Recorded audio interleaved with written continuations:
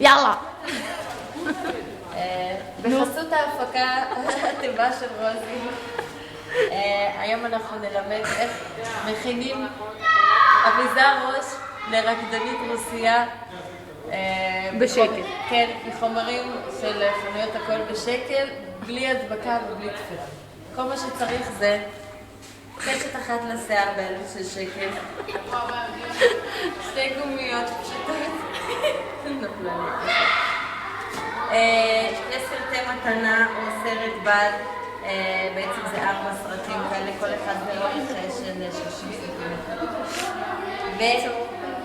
ושתי גרלנדות בשקל. שקל. היא מציינת שזה בשקל. לוקחים את הקשת ולוקחים את הגרלנדות ומלפפים מסביב לקשת בתנועה כזאת עד שהקשת מצופה לגמרי בפרחים וצבעים. ובסוף,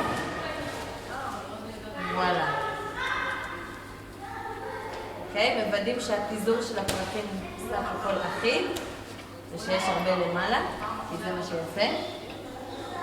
ברגע שזה מוכן אפשר להתחיל לחבר את הגומיות.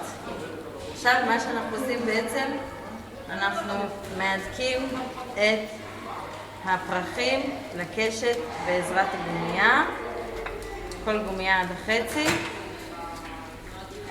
ואותו דבר עם הגומייה השנייה.